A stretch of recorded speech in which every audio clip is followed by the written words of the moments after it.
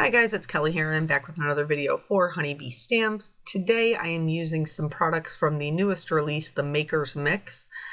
This is the tin palette, Lovely Layers tin palette.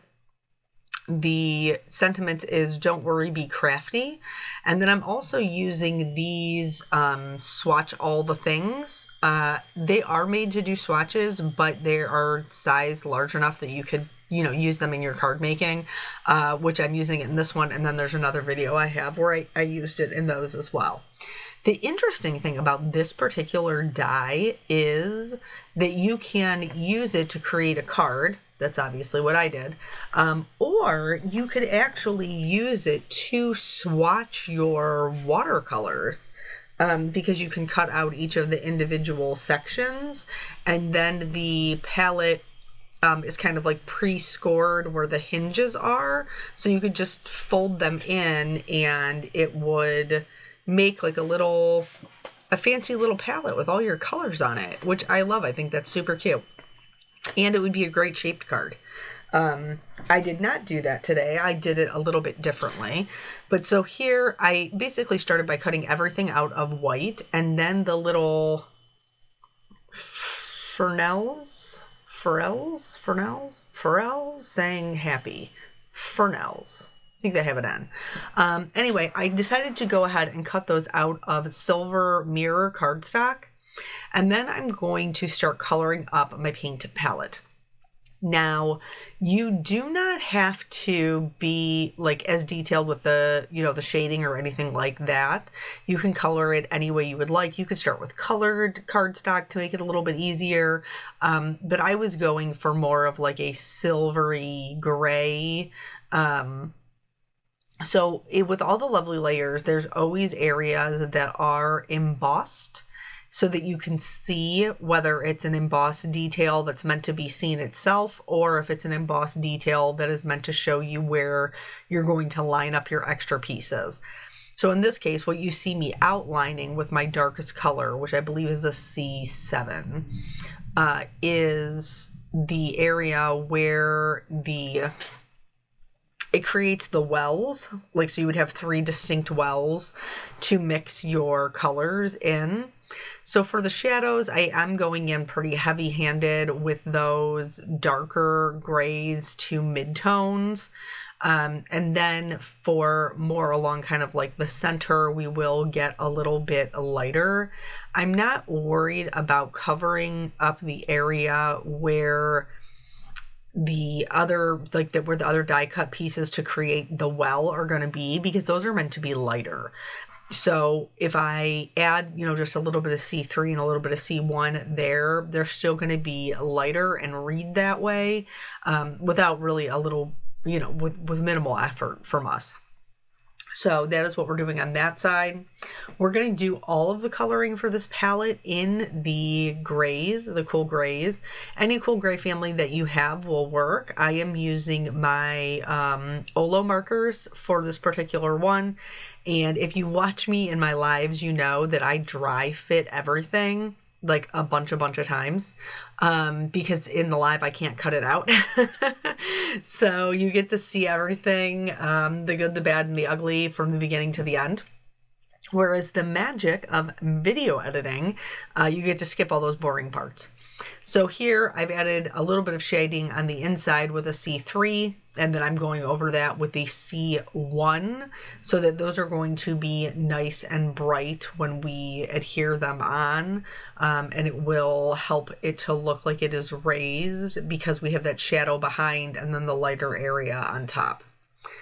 For the middle section, which is actually what holds our paint tins, outside of doing the shading in between each of the tins, that's really all I'm going to do. It's not a lot of real estate, and so once you start going in and kind of outlining each one of the colors, it doesn't take very long, and it doesn't take a whole lot of effort. So I do like this one quite a bit, though. And hence why it was one of the first ones I pulled out to make a card with. And you guys know that I do love a scene card. And this kind of borders on a scene card.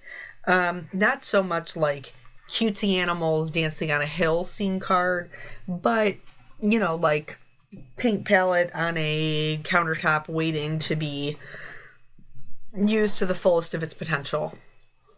So, funny story, my family and I recently did like kind of a long vacation weekend with my in-laws. And so we went to the lake, and the kids wanted to play in the lake. I do a lot of things for my kids because I love them, but going into Lake Erie is probably not one of them. It's probably not one of them. I mean, I would if literally there was no other choice and I had to save their life. But other than that, no. But my husband is a trooper, and so he went in with them. I did some playing in the sand, very minimally, but I was happy to be the person who shuttled them to, the little one to the splash pad and all of that stuff. But anyway, I was looking at the little shops that were around there, and it's super cute. It's called Lakeside, that little community. And so they have a lot of little shops that are within walking distance, and very, very adorable. So I went in to see if I could find a football for Peanut and Eric to just throw around. And so I see, like, the woman behind the register is kind of like chit-chatting with the people before her, and I'm standing there, and I can see that she has Gonzai Tommy watercolors sitting on her desk. And I'm like, I know what those are. So let's go back to this. So here, these two larger wells, I'm just doing the same thing. I want it to be nice and light in the middle because we are later on going to put a quote unquote watercolor puddle in there. I'll show you how to do that technique as well. But so I wanted everything to be like this grayish silver, which is just like a nice neutral. Then from there, we can start with the additional things. So I chose to go with a black for the watercolor paintbrushes. So for that, I just used a C9 and a black, like nothing extraordinary about this shading. And I'm not overly worried about it getting, like, if it taking it up too high, because the edges for the brushes, I'm going to do brown. And then remember, we have that little Fresnel metallic piece that goes in between that's going to connect the two. So here I'm lining up all of my paints, and then I picked out just a rainbow of colors to color my little paint squares. So we've talked about before how alcohol markers are transparent. And so I intentionally did not fill them in nice, neat, solid lines. I intentionally kind of overlapped them and filled them in a little differently because it helps to give the idea of like a watercolor pan that maybe, you know, you use one color more than the other or one side of the color more than the other. There's more of an indent. So adding that texture in there is a really nice way to kind of help give the look of the watercolor without actually watercoloring. And I do have the full set of OLO markers. So I had a wide variety to choose from, but if you don't, you can always layer your colors to get like a third or a fourth color. So for like example, we just did the yellows and the yellow greens. If you don't have that bright yellow green in between, you can combine the two and it'll make the yellow green. So don't feel like, well, I don't have 12 different colors, Kelly. You can make them. You can make them just by glazing them together. And they'll look different based on what color you put on bottom and what color you put on top. So now that those are done, this little paint tube is for the swatches, the swatch all the things. But I am going to use it to complete my card by laying it on top of my little paint palette as if like I just filled my little half pan. I'm trying to I find it easier to talk about my cards when they are in front of me. But sometimes I don't get that because sometimes they're in other places. And like this one's one of the ones that when we did the release party, I had them all in a pile so that I could show all of them on camera.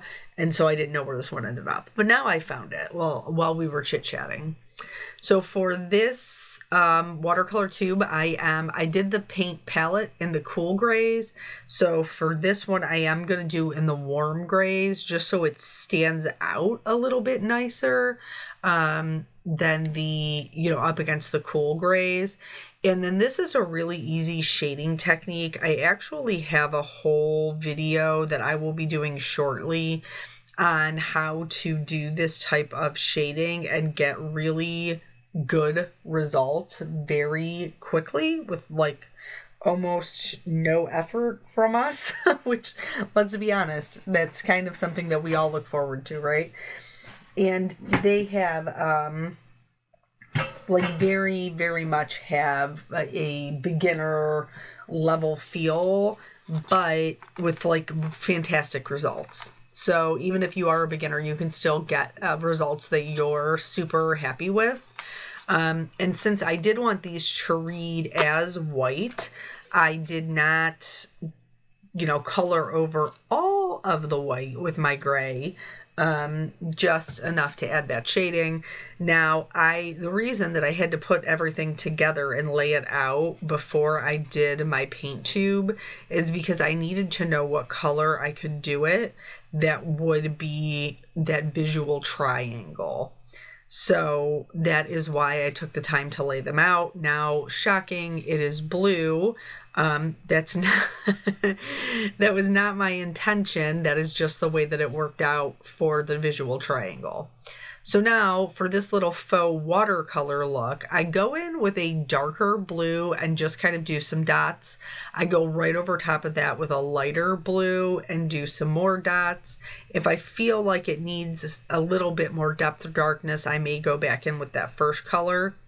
And then from here, I'm going to use my colorless blender. I cannot find my OLO one, so I just use the Copic. They work the same. And then I'm going to use the tip-to-tip method. So I'm going to use the actual colorless blender to pick up some of that light blue, and then that's going to be the edges of my puddle. And truthfully, I get pretty good like faux watercolor results that I'm happy with using that technique. So then for the sentiment, it says life is better when you're crafting. I wholeheartedly agree.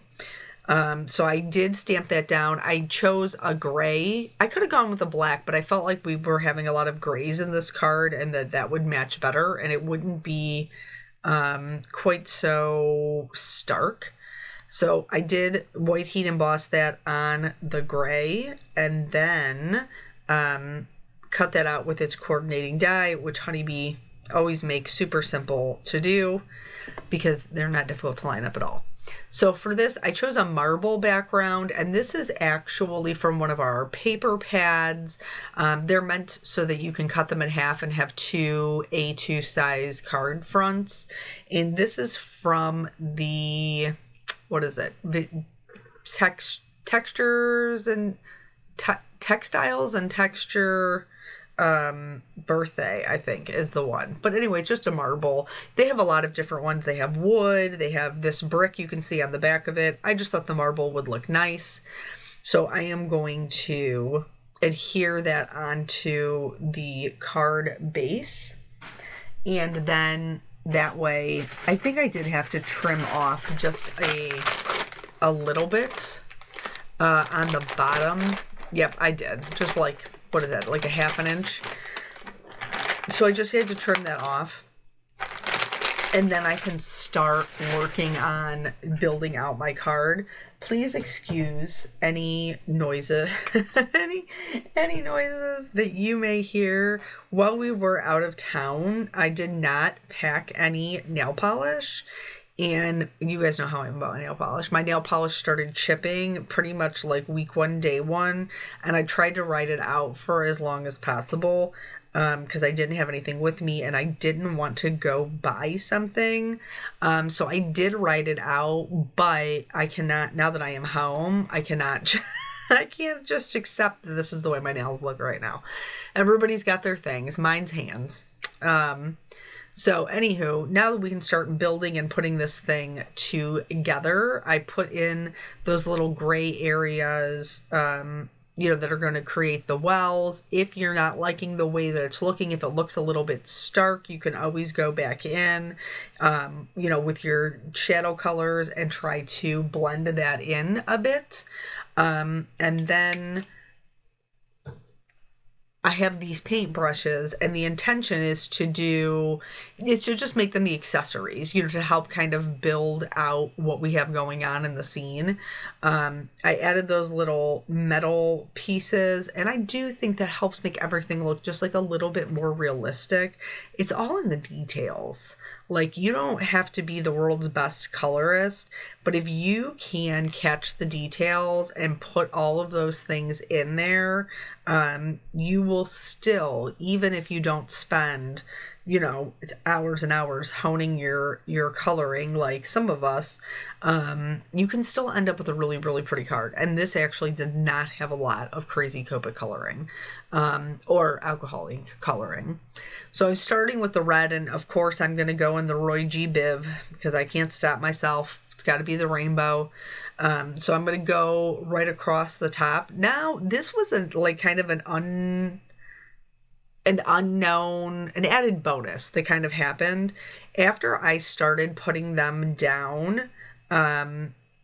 I realized, towards the end, that as I was putting them down together, I was coming up with some really beautiful color combinations, 3-color combinations. So the first one is the red and a yellow and a blue, which is obviously the primary colors. But then the next one is a pink and a lime green and a royal blue. And I like that one too. And then the one on the end, the orange and the teal and the purple, that's very tropical. Or you could take it a completely different way and go Halloween. So I think that's really, really fun to, just an added bonus that happened. So now here I am struggling a little bit with how deep the shadow was on the one side, and so I put in the darker color that I wanted, and now I'm gonna go in and blend those out with that mid-tone, so that I am much happier with that. Now, because the palette is very generously sized so that you can use it as a shaped card or to use it to do your own swatches, it does hang off an A2 size card just a little bit. But honestly, the part that I had to trim off, I did not even think was bad. And I didn't think it took away from the design. I did think that the, what are those? The paint tins, they needed a little bit more dimension. And so I am going through and just kind of, darkening those up. Yes, there were some that I did get ink on. I just went back in with its main color and went right around the edge and didn't have any issues. So now all of these, because the alcohol markers are transparent, you can get deeper, darker color by doing the same color over the top. So for all of them, I did a chubby L shape on the bottom left-hand corner, just to help give them a little bit more dimension. And I was happy with the way that looked as well. The yellow was the hardest one to get the gray off of, but no big surprise because it's a lighter color. So, but yeah, I did not do my normal ton of Kelly shading to this, and I'm still really happy with the way that it came out. I think that there's definitely some more things we can play around with that faux watercolor puddle.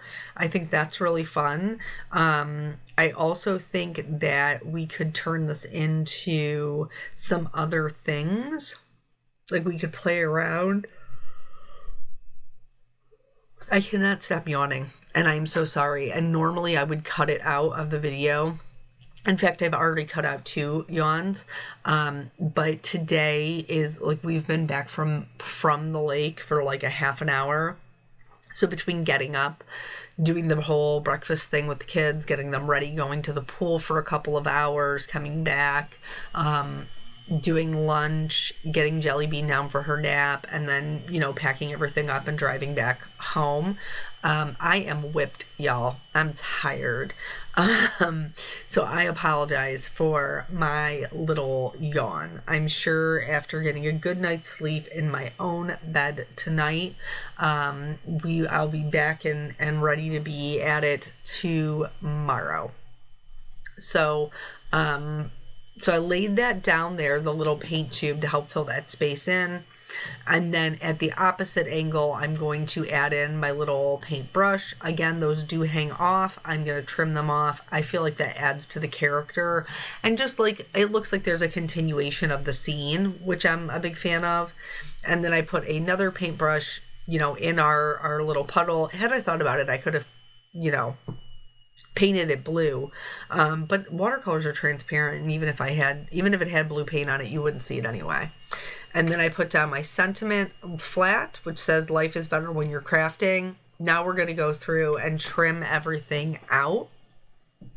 And then I didn't really add a ton of detail work. You absolutely could do like glitters, glossy accents, all of those things. And I have on other cards, but for this one, I just kept it super simple. I did add the shimmer to my watercolor paper, or my watercolor puddle, and all of my paints, because my paints should be glittery. That would make me happy.